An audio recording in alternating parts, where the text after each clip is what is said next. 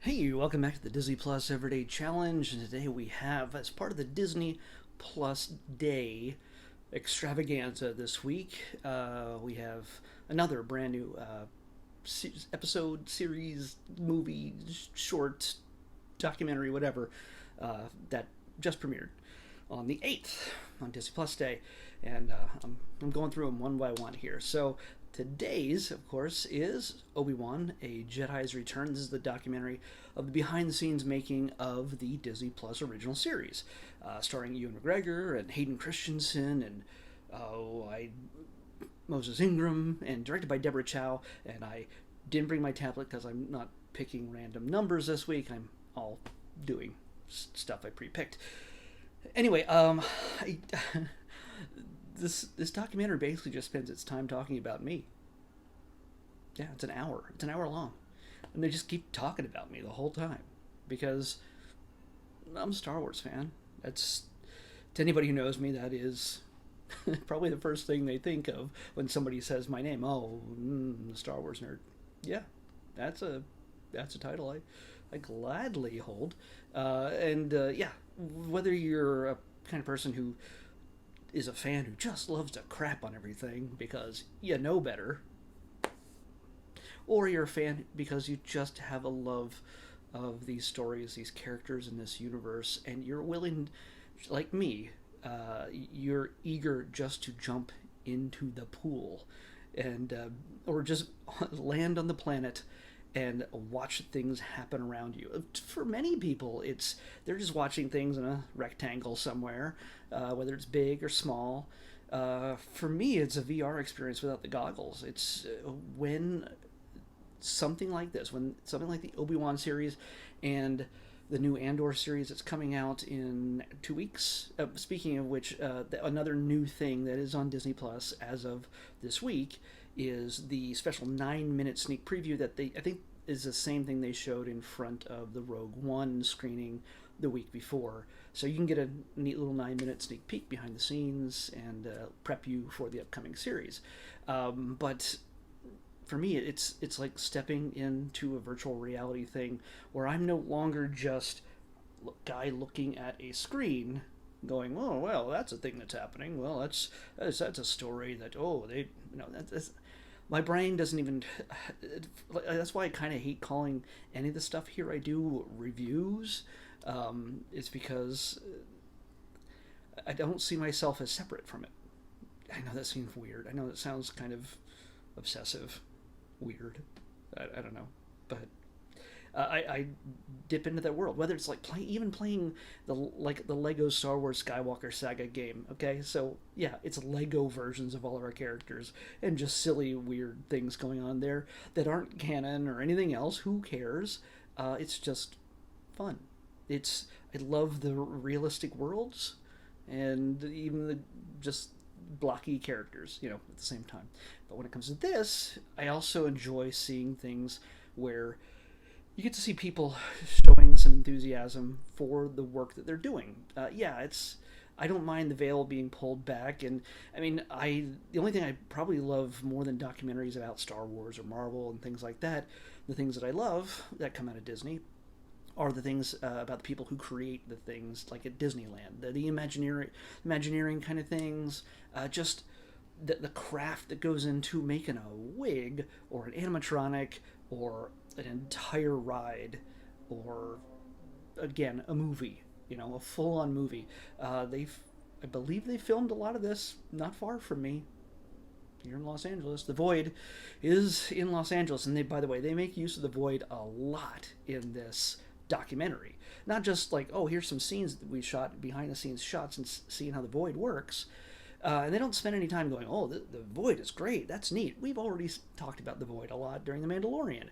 But you see the Void in action as they're shooting, you see it moving in relation to the camera as it's filming a scene.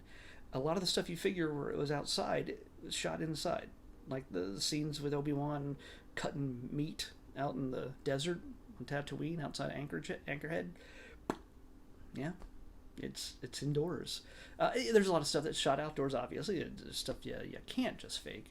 What I did learn though is from looking at the cameras and stuff. I didn't realize this. Sorry, maybe I'm not the biggest nerd in the world, but the code name for this series when it was filming was called Joshua Tree. And yeah, they even shot some stuff in Joshua Tree. So yeah, it looked like it anyway. I saw some Joshua trees in the shots. So yeah, some of the outdoor stuff out there is still in California. And some stuff was with a certain character I think was shot in England, and he was directed remotely. I won't say who that was in case you haven't seen the series for some reason. And odds are, if you haven't seen the series for some reason, you're watching me talk about the documentary about the series, something's wrong here. Like, something's just seriously wrong. Like, oh, I care about this guy's opinion about the documentary about a series I just have had some, 4 months to watch and haven't done that. Yeah. So, yeah, between seeing Hayden come back as Anakin and Darth Vader, seeing Ewan McGregor revisit the character, and also the talks with certain other actors who come back, and also brand new characters and brand new actors playing characters we know and love. All of this, they get a neat little few moments of focus on each of them, just to show us how they got there, what they loved about the role. There's some people who just had very smaller roles that that we get to see. Shay Jackson, I think, is one of them. He's a huge Star Wars nerd from what I can tell, and he is absolutely loving his small corner of the Star Wars universe. Honestly, you could just drop my body inside a droid Kenny Baker style, and it would be cramped. Yeah. And I if I died in there and they all went to lunch and forgot about me like they had done with Kenny Baker, I would die in there, and yeah, I would have died happy, probably screaming, but happy. So take me to lunch, come on. No, yeah, honestly, it's to be part of that galaxy would be a dream. Not that I could, but I've been to Lucasfilm a few times, which is kind of nice. Got a nice little tour, private tour. It was kind of nice, and I've been lucky enough to. I've never shown this on video before in any of these videos. I should have shown it when I did the Obi-Wan review thing, but I couldn't because I did it while it was at Star Wars Celebration. Speaking of which, Star Wars Celebration, don't turn it off right when the credits start. There's a mid-credit sequence that shows the reaction to the whole build-up to the release of Obi-Wan Kenobi. That was at Star Wars Celebration in May of 2022, and yeah, there's interviews with fans and reactions from the crowd. You see all the craziness that happens at Star Wars Celebration.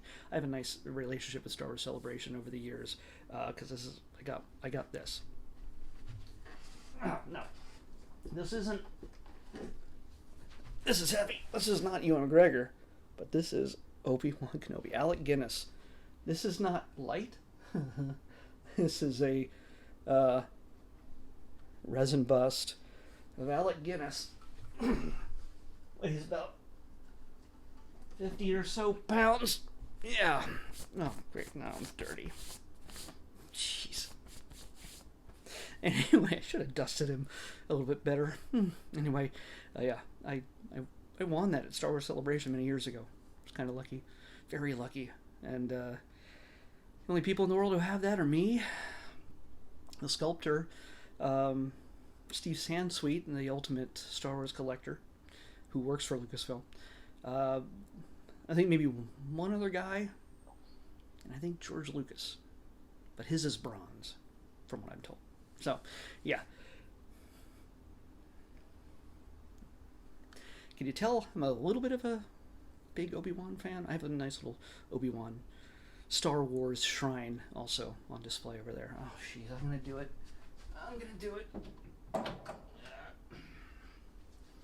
Also,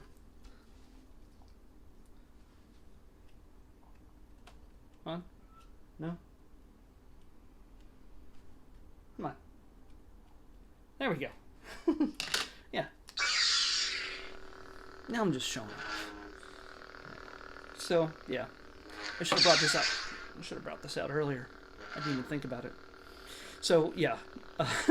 This is me just nerding out in front of a camera, making a total ass of myself. But that's how it works in my place. So, yeah, if you ever have need somebody who has an opinion about Star Wars, usually a good one, call me. Uh, so yeah, I'm loving this documentary because it looks at the fans, it looks at the creators. Deborah Chow, I think she did a great job, and I really enjoyed seeing Leia. Yes, I'll ruin that. It's been out for 4 months, so almost. Seeing Leia as a young girl and still having that spark that Carrie Fisher brought to her, but a little pint-sized version. And yeah, it's and of course Ewan basically just bringing the spirit of Obi-Wan back to everything. So if you haven't seen the series yet, again, why would you be watching me telling you about this?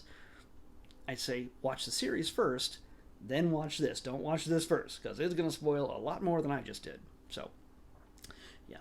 But you'll see a lot of familiar faces in this, and yeah, it's just an hour, and you get to see a lot of old footage connected with modern day footage from the original trilogy, with Alec Guinness, the prequels with Hayden and Ewan, and of course Obi-Wan Kenobi itself, the series.